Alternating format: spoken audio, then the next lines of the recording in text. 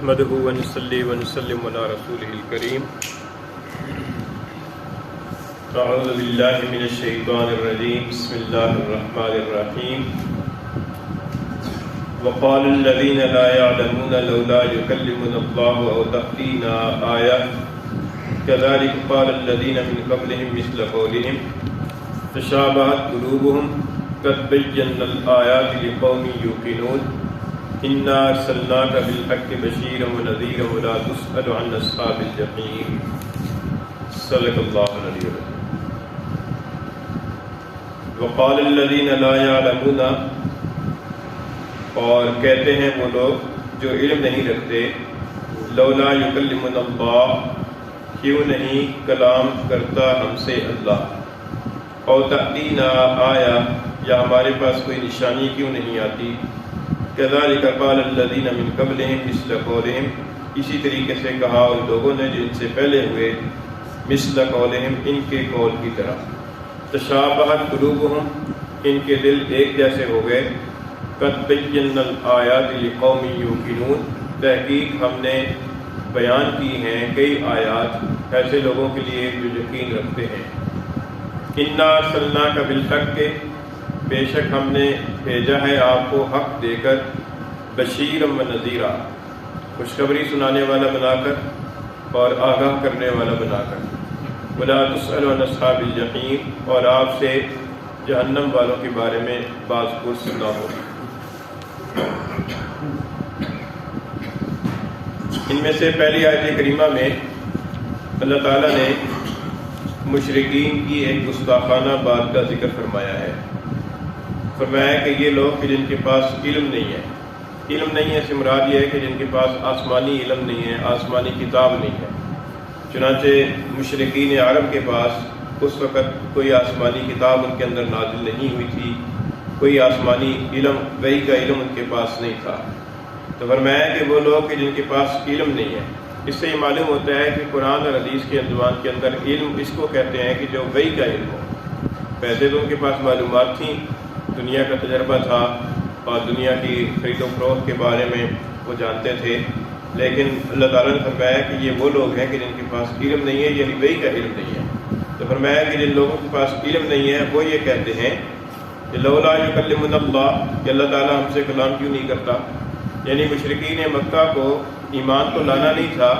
ایمان نہ لانے کے لیے جو بہانے کرتے تھے، ان بہانوں کے اندر ایک بہانہ وہ یہ کیا کرتے تھے کہ جس طریقے سے رسول اللہ صلی اللہ علیہ وسلم سے اللہ تعالیٰ کلام فرماتا ہے، جیسا کہ رسول فرماتے ہیں کہ اللہ تعالیٰ نے میرے ساتھ کلام فرمایا اور میری پر وحی نازل فرمائی، تو اسی طریقے سے اللہ تعالیٰ ہم میں سے ہر ایک کے ساتھ کلام کر لے،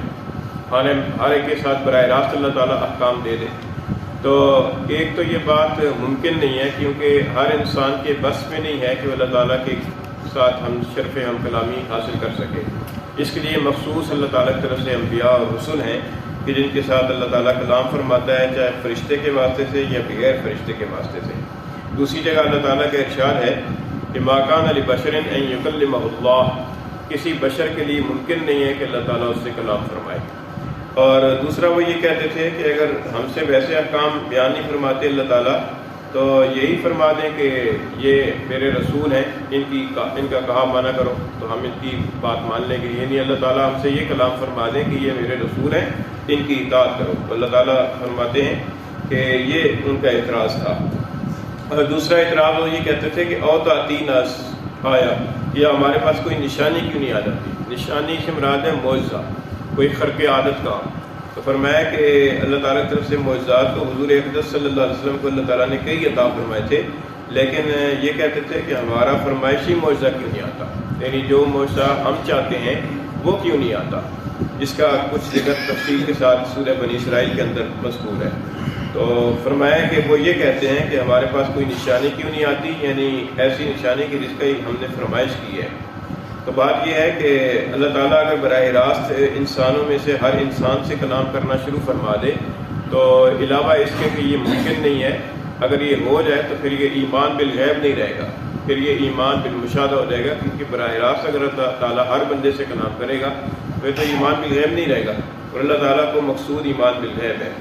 اور دوسرا یہ فرمایا کہ ہمارے پاس نشانی کیوں نہیں آتی؟ تو اگر اللہ تعالیٰ ہر انسان کی فرمائش کے مطابق معجزات ظاہر کرنا شروع کر دے تو اس سے معجزے کی طاقت ختم ہو جاتی ہے، اور اس کے ساتھ ساتھ پھر یہ بات رہ جاتی ہے کہ پھر رسول سے تو روزانہ لوگ فرمائشیں کرتے رہیں گے،